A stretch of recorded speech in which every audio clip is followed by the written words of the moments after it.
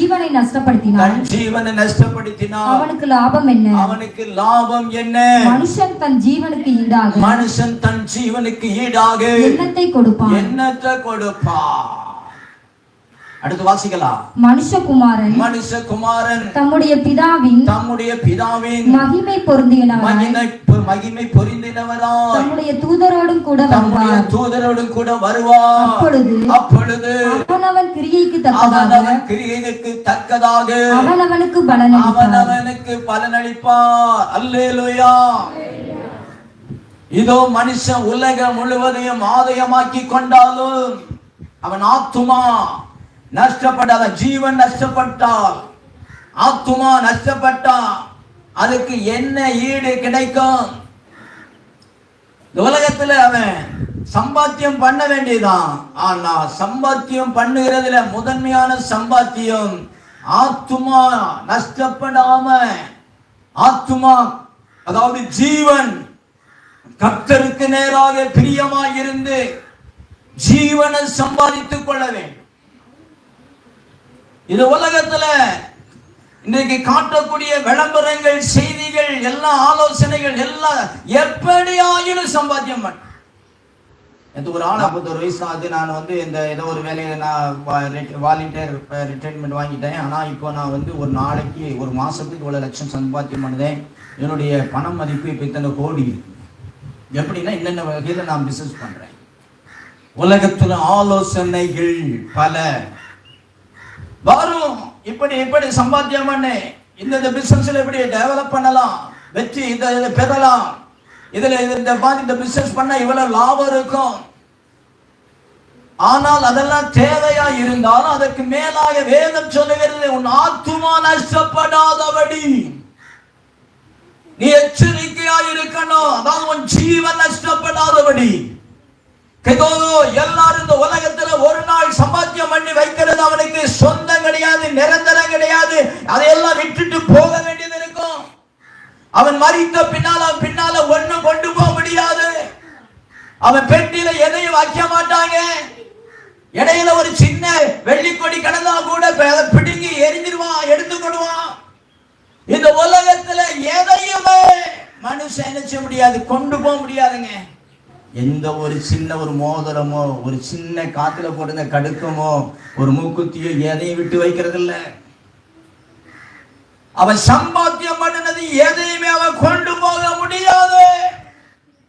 அப்ப இந்த உலகத்துல நம்ம சம்பாத்தியம் பண்ணுவது யாருக்கு? கேள்விக்குறிதான்.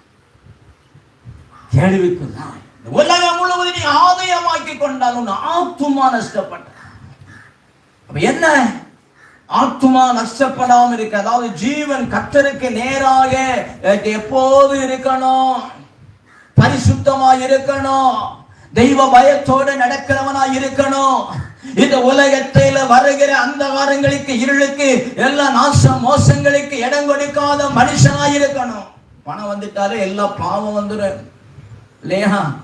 வரல, பணம் வந்துட்டாலே எல்லா பாவமும் தன்னை போல வரும். பணக்காரன் இன்றைக்கு பல விதத்திலே தன் வசதி வாய்ப்புக்கு தகுந்த விதத்திலே பாவத்தை பல இடங்கள் தேடி போய் பல பாவம் செய்வதற்காக பல தேசம் கடந்து போய் பல விதத்திலே செய்கிறான். வேதம் சொல்லுகிறது, அவன் இந்த உலகத்திலே ஆத்துமா நஷ்டப்பட்டவனாக, ஜீவன் நஷ்டப்பட்டவனாய் மரிக்கும் போது அவன் கர்த்தர்ட்ட போக முடியாதுங்க. எங்க போவான்? நரகத்திலே போவான், பாதாளத்திலே போடப்படுவான், அக்னி கடலிலே போடப்படுவான். ஏன்னா அவன் தனக்கு கொடுக்கப்பட்ட காலம், இந்த உலகத்திலே வாழ்ந்த காலத்திலே கர்த்தருக்கு பிரியமாய் வாழவில்லை, கர்த்தருக்கு பிரியமானதை செய்யவில்லை, கர்த்தருக்கு பயந்து அவன் நடக்கவில்லை. உலகத்துல ஓடுனான், நல்ல சம்பாத்தியம் பண்ணான். எங்க போவான்? சம்பாத்தியம் பண்ணி பொருளாசையில தீவிரமாக இருக்கும் போது நிச்சயம் உன்னை கர்த்தருக்கு நேரா நடத்தார். நல்லா தெரிஞ்சுக்கிட்டீங்க. நிறைய பேர் பணம் சம்பாதிக்கிறதுல, சொத்து சேர்க்கிறதுல தீவிரமாக செயல்படுறாங்க. அதனால சுயநலம், தான் பிள்ளை, தான் வீடு, தன்னுடையது, குடும்பம், கார், விலை உண்ண கார், பல விதமான பங்களா, விதவிதமான பல எஸ்டேட்டுகள் இதெல்லாம் வாங்கி உலகத்திலே குவிக்கலாம். ஆனால் ஒரு நாள் அது எங்க போகும்? கேள்வி. லூக்கா 12ஆம் அதிகாரம். அதற்கு அவர் மனுஷனே என்னை உங்களுக்கு நியாயாதிபதியாகவும்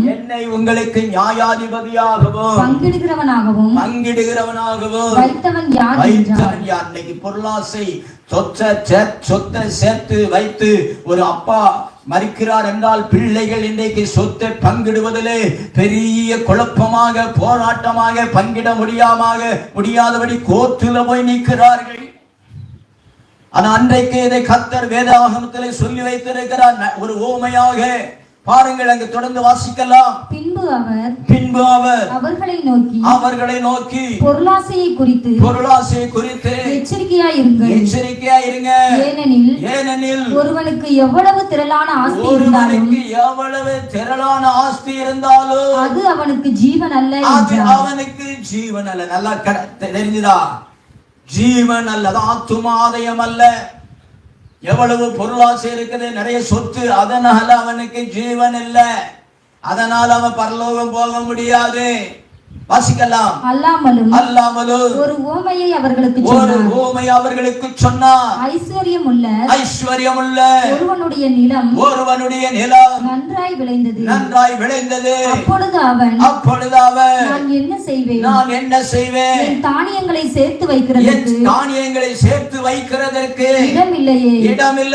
நான் ஒன்று செய்வேன்.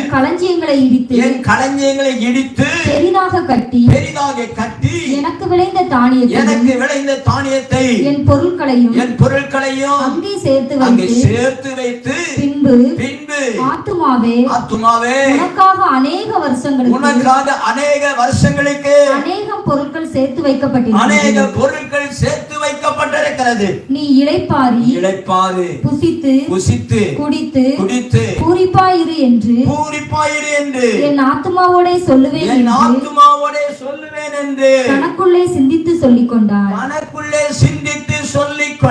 பாருங்க, ஆத்துமா எப்படி இளைப்பார்னு சொல்றான். பெரிய விவசாயம் பெருகிவிட்டது. அவனுக்கு இருக்கக்கூடிய தானிய கிடங்கு களஞ்சியம் அதுக்கு காணாது அளவு பெரிதா. இப்ப நிறைய மகசூல் வந்து விட்டது. தானிய கிடங்கை களஞ்சியத்தை பெரிதா கட்டுவேன், சேர்த்து வைப்பேன். எல்லா விதமான காரியங்களையும் சேர்த்து வைப்பேன், சம்பத்தை சேர்த்து வைப்பேன். இருந்து உட்கார்ந்து சாப்பிடக்கூடிய நிலையில ஆத்மா நான் திருப்தியாயிருப்பேன். தேவன் சொல்லுகிறார். பாருங்க, அடுத்த வசனம் சொல்லுகிறது. தேவனோ அவனை நோக்கி மதிகேடனே உன் ஆத்துமா உன்னிடத்தில் இருந்து இந்த ராத்திரியிலே எடுத்துக்கொள்ளப்படும். அப்பொழுது நீ சேகரித்தவைகள் யாருடையதாகும்.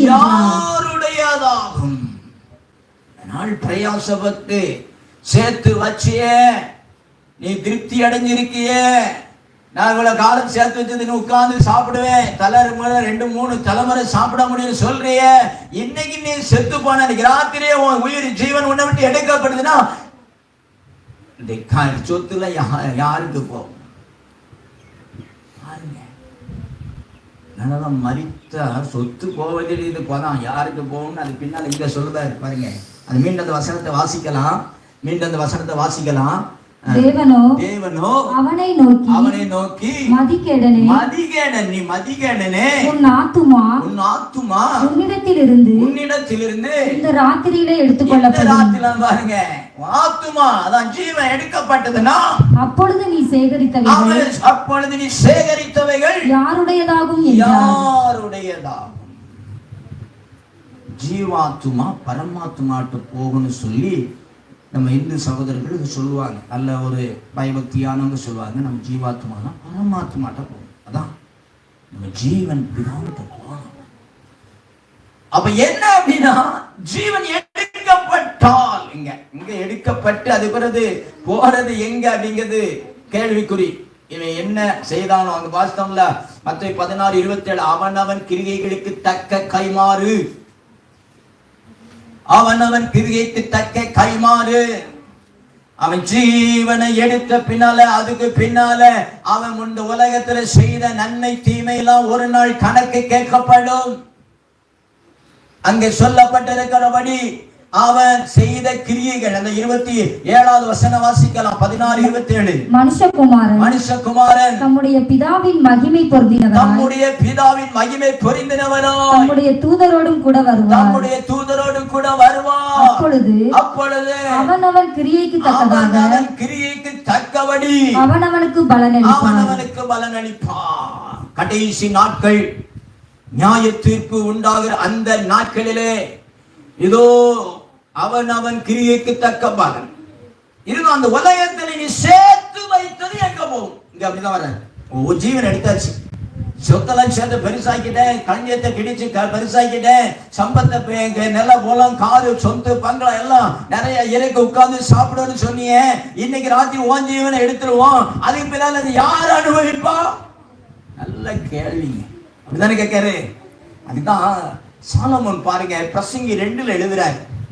இதை குறித்து நீங்க 4வது வசனத்துல இருந்தே வாசிக்கணும்.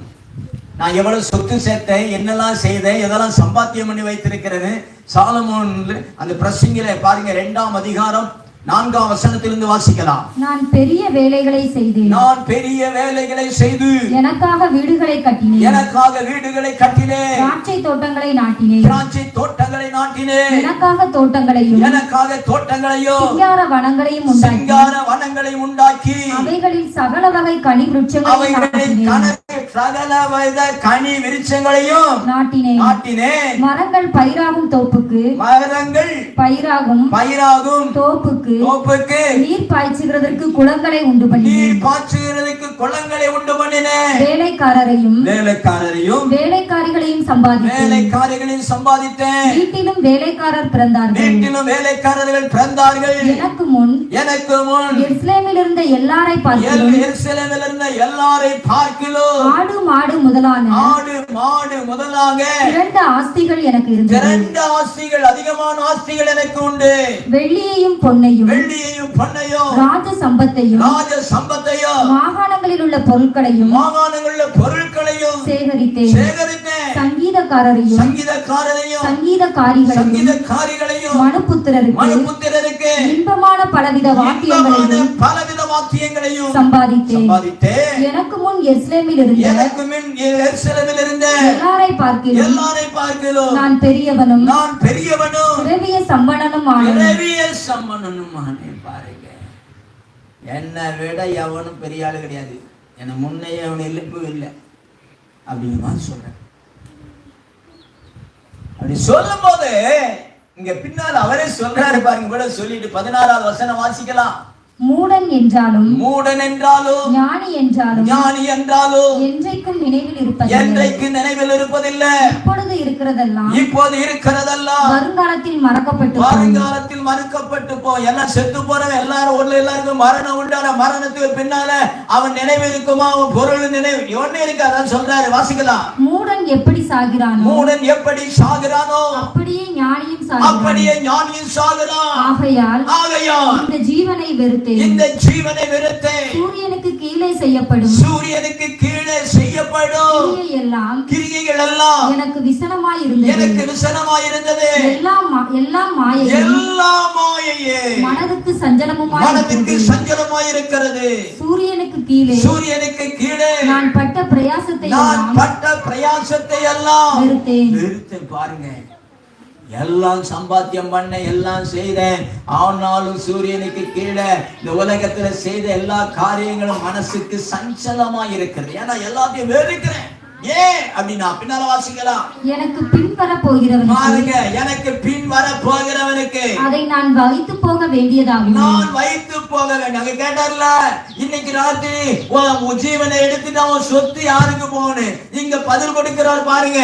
எனக்கு பின் வரப்போகிறவனுக்கு அதை நான் வைத்து போக வேண்டியதாகும். நான் அதை வைத்து போக வேண்டியதாகும். அடுத்து அவன் புத்திமானாய் இருப்பானோ மூடனாய் இருப்பானோ அதை யார் அறிவார்? யாருங்க அறிவாங்க? ஆகிலும் சூரியனுக்கு கீழே நான் பிரயாசப்பட்டு நான் பிரயாசப்பட்டு ஞானமாய் சம்பாதித்த சகல வஸ்துக்களின் பேரிலும் அவன் அதிகாரி அவன். நான் பாருங்க சம்பாத்தியம் பண்ணினேன், ஆனா அதுக்கு அதிகாரி யாரு? யார் அதிகாரி? எனக்கு பின்னால ஒருத்தன். 21 வாசிங்க. ஒருவன் புத்தி, நல்லா கவனிங்க, ஒருவன் புத்தி யுக்தி நிதானத்தோடு பிரயாசப்படுகிறான். ஆயிலும் அப்படி பிரயாசப்படாதிருந்த வேறொருவனுக்கு அவன் அதை சொந்தமாக விட்டுவிட வேண்டியதாகும். யுக்தி புத்தி எல்லாம் செலவுபடி சம்பாத்தியம் பண்ணி வச்சாலும் பின்னால வரக்கூடிய ஒருத்த மூடனோ அவன் எப்படி அவனுக்கு தான் விட்டு விடணும். வாசிக்கலாம். இதுவும் மாயையும் பெரிய தீங்குமாய் இருக்கிறது.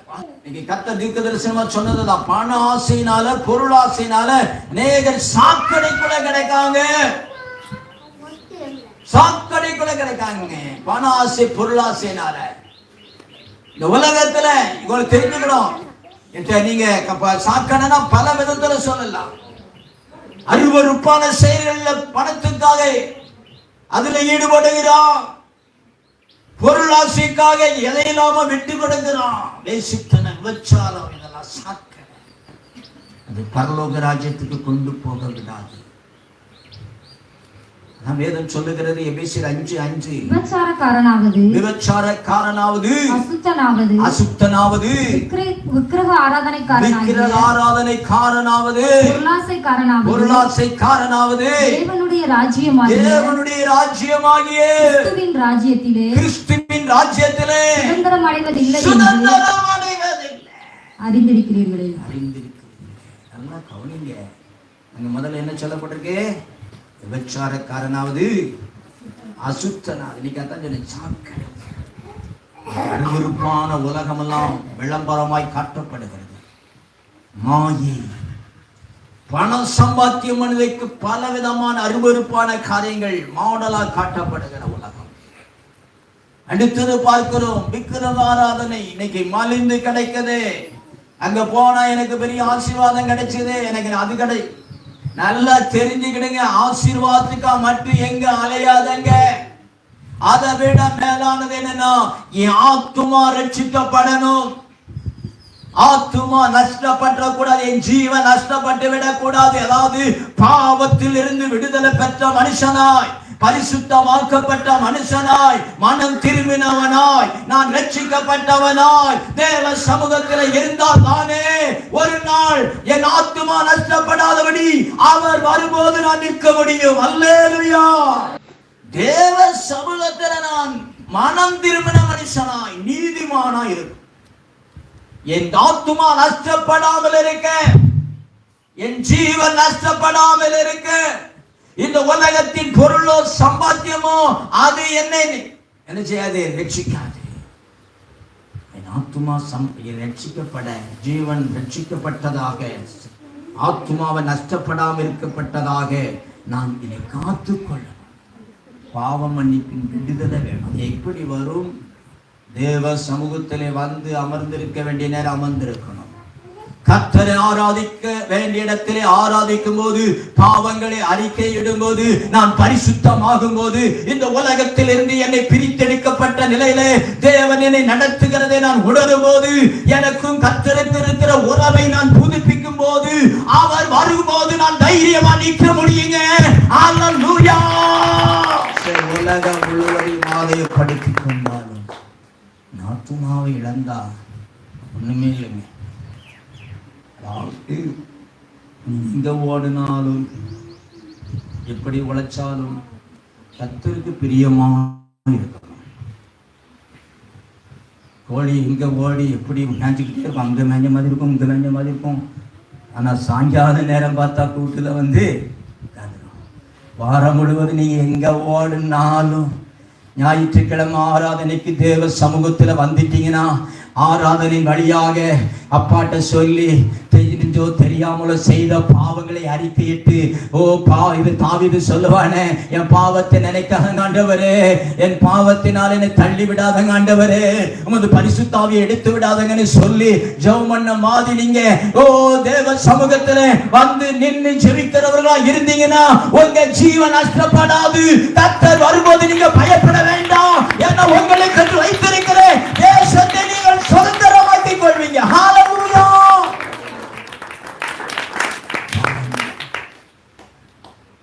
ஜீவன் நஷ்டப்படாதிருக்க, ஆத்மா நஷ்டப்படாதிருக்க வார சபையில வந்து சின்ன சபையோ பெரிய சபையோ, கர்த்தரை ஆராதிக்கிற, வசனம் கேட்கிற, பிரசங்கம் பண்ணுகிற, பாவத்தை அறிக்கையிடுகிற, பரிசுத்தமாக்கப்படுகிற நிலை அந்த சபையில உண்டாகும் போது அது ஒரு குடிசையா இருக்கலாம். சின்ன குடிசைக்குள்ள போய் ஆராதனை பண்ண வேண்டியிருந்தாலும், எந்த ஊர்ல, எந்த பட்டணத்துல, எந்த கிராமத்துல அந்த ஞாயிற்றுக்கிழமை ஒரு பிரயாணத்தை செய்து ஓய்வு நாளில எங்க நின்னாலும் ஒரு ஆராதனை விட்டு விடாதபடி இன்றைக்கு தீர்மானம் எடுங்க. உங்க ஆத்துமா நஷ்டப்படாதீங்க. கையை தட்டி ஒப்புக்கொள்ளுங்க.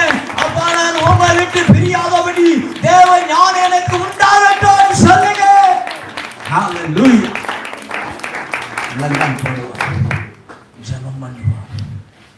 தேவன் செய்ய நினைப்பது மனிதன் தடை பண்ண முடியாது. இன்றைக்கு இந்த நாளிலே தேவன் சொன்னாரு, உலகம் பஞ்சத்துல போய் கொண்டிருக்கிறது. அநேக தேசத்திலே பொருளாதார வீழ்ச்சிகள் வரப்போகிறது, வந்து விட்டது. அநேகர் உடன்படிக்கை மீறுகிறார்கள். தேசத்தின் தலைவர்கள் நல்லவர் போல் நடித்து அநேக ஜனங்களை வஞ்சிக்கிறார்கள். இதெல்லாம் நடக்க பஞ்சத்தினால சில நாடுகளிலே ஜனங்களை அடிமையாய் மீட்க போகிறார்கள். இந்த நிலையெல்லாம் உண்டாகும் போது ஒருவேளை நாளைக்கு நம்ம எப்படி இருப்போம்னு சொல்ல முடியாது. நம்ம தேசம் எப்படி இருக்குன்னு சொல்ல முடியாது. நாளைக்கு நான் இருப்பேன்னு சொல்ல முடியாது. அப்பாட்ட சொல்லுங்க, நெஞ்சில கைய வச்சுக்கிடுங்க. ஏசப்பா, என் மேல இறங்குங்க ஆண்டவரே. என் ஜீவன் நஷ்டப்படாதபடி, நான் ஒவ்வொரு நாளும் சமூகத்தை விட்டு விலகாதபடி, ஒவ்வொரு வாரமும் சமூகத்திலே வந்து ஆராதிக்கிற பிள்ளையாய் நான் நிற்க வேண்டும் ஆண்டவரே. என் ஜீவன் நஷ்டப்பட்டு விடக்கூடாது. உலகம் முழுவதும் ஆதாயப்படுத்திக் கொண்டான். ஆத்துமா நஷ்டப்பட்டா என்ன செய்ய முடியும்னு சொல்லிருக்கீங்களே. இந்த உலகத்துல எவ்வளவு ஓடி உழைத்தாலும் ஒண்ணு இல்ல. சம்பத்து உன்னை விடுவிக்காது. உன் வெள்ளியும் பொண்ணும் உன்னை விடுவிக்காது. ஆபத்து காலத்திலே உன் வெள்ளியும் உன் பொண்ணும் உன்னை விடுவிக்காது செபனியால சொல்லப்பட்டிருக்கிறது. கடைசி அதிகாரம் வசனம், கடைசி வசனத்துல அப்படியே இதோ என் ஜீவன் ரட்சிக்கப்படுவதற்கு பொன்னோ வெள்ளியோ உதவாது. தீர்மானம் எடுங்க. ஏசப்பா, என்னுடைய ஓட்டம், என்னுடைய உழைப்பு உமக்கு பிரியமாயிருக்கு. நான் சொல்லுவேன், நேகரை எப்படினாலும் சம்பாத்தியம் பண்ணலான்னு ஓடிக்கொண்டிருக்கிறான். வட்டிக்கு கொடுக்கிறான், கைக்கூலி வாங்குறான், நேகரை கொள்ளை அடிக்கிறான். கொலை வெறி காட்டும். இன்னைக்கு நிறைய கூலி படைக பணத்துக்காக கொலை பண்ணுகிற கூட்டம். இதெல்லாம் இருக்கும் போது கடத்தல் வேலை செய்யறான், பிள்ளைகளை கடத்துகிறான், ஆட்கள் நடத்துகிறான், பிள்ளைகளை கொண்டு போய் பிள்ளைகள் உறுப்புகளை எடுத்து விற்கிறான். எத்தனை கொடிய காரியங்கள் நடக்கிறது இந்த உலகத்தில். பணத்துக்காக, பொருளுக்காக, விபச்சாரம், நிர்வாண உலகம், பணத்துக்காக அருவருப்பான கிரியை. ஆனாலும் தேவன் சொல்லி இருக்கிறாரே, என் ஆத்துமா நஷ்டப்படாதபடி நான் ஜீவனுக்கு ஏதுவானதை செய்ய எனக்கு ஞானம் தாங்கன்னு சொல்லுங்க. நெஞ்சில கைய வச்சு சொல்லுங்க, எனக்கு ஞானம் தாங்க ஆண்டவரே. எங்க போனாலும் வந்தாலும் என் ஜீவன் நஷ்டப்பட்டு விடக்கூடாது. கர்த்தருக்கு விரோதமாக, வசனத்துக்கு விரோதமாக, கற்பனைக்கு விரோதமாக எந்த ஒரு தீங்குக்கு இடம் கொடுக்க கூடாது. பரிசுத்தமாக்கப்பட்ட பிள்ளையாக நிற்கணும் ஆண்டவரே. ஒருவேளை நீங்க வழி தப்பி போயிருந்தாலோ இன்றைக்கு உங்கள் பாவங்களை அறிக்கையிடுங்க. இன்றைக்கு உங்கள் பாவங்களை அறிக்கையிடுங்க. அதனாலதான சொல்லிட்டாரு, அன்றைக்கு லூக்கா 15 அன்றைக்கு பாவிகள் மத்தியில பந்தியம் வரும்போது பரிசேர் சதுசேர் பேசினாங்க, வேதபாரகர் பேசினாங்க. எத்தனை இதன பாவியோடு இவர் பந்தியம் வருகிறாரு. தேவன் சொன்னார், 99 ஆடுகளை ஒருவன் விட்டுட்டு காணாமல் போன ஒரு ஆட்டை தேடினான். 7ஆம் வசனம் சொல்லுகிறது, ஒரு பாவி மனம் திரும்பும் போது பரலோகத்தில் சந்தோஷம் உண்டாகிறது. 10வது வசனம் சொல்லுகிறது, ஒரு பாவி மனம் திரும்பும்போது பரலோக தூதனுடைய மத்தியிலே சந்தோஷம். உங்கள் பாவங்களை அறிக்கையிடும் போது பரலோகத்தில் சந்தோஷம். இன்னைக்கு ஒப்பு கொடுங்க, இதை பரிசுத்தமாக்குங்கன்னு சொல்லுங்க. உலகத்தின் மாயையிலிருந்து விடுவீங்கன்னு சொல்லுங்க. இனி இந்த பாவத்தை செய்ய மாட்டேன்னு சொல்லுங்க. ஆத்துமா நஷ்டப்பட்டு விடக்கூடாது. கர்த்தர் பார்வைக்கு மறைவானது ஒண்ணு இல்லைங்க. கர்த்தர் பார்வைக்கு மறைவானது ஒண்ணு இல்லை. அறிக்கையிடாத பாவங்கள் இருக்கு, அன்னைக்கு அறிக்கையிடுங்க. நான் என்ன பெரிய தவறு செய்துட்டேன்னு சொல்லாத. சின்ன சின்ன பாவம் ஒண்ணு ஜீவனை நஷ்டப்படுத்தி ஆத்துமாவை நஷ்டப்படுத்தி கர்த்தருடைய சன்னிதானத்தில் பரலோகத்தில் நீக்க முடியாம போயிடும். ஒப்பு கொடு மகனே, என் பாவத்தை மன்னிங்க, என் பாவத்தை மன்னிங்க பாரு சொல்லுங்க. நீ பரிசுத்தமாக்குங்க சொல்லுங்க. உம்முடைய சமூகத்திலே நான் வந்து நிற்பான்னு சொல்லுங்க. ஒவ்வொரு வாரம் உடைய சமூகத்துல வந்து நிற்பேன்.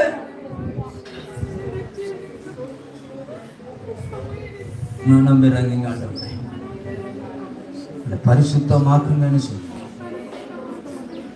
இதுவரை ஆண்டவரே உலகத்துல நாங்க ஓடி திரிந்தது ஒண்ணு இல்லப்பா. பொருளாசை, சம்பத்து, சொத்து ஒண்ணுமே இல்லை. ராஜ்யம் தான் மேலானது ஆண்டவரே. உங்கள் கிறிஸ்துக்குள் உயிர் பிறந்த மேலானவத்தை குறித்து சொன்னீங்க, பரலோகத்தை குறித்து சொன்னீங்க.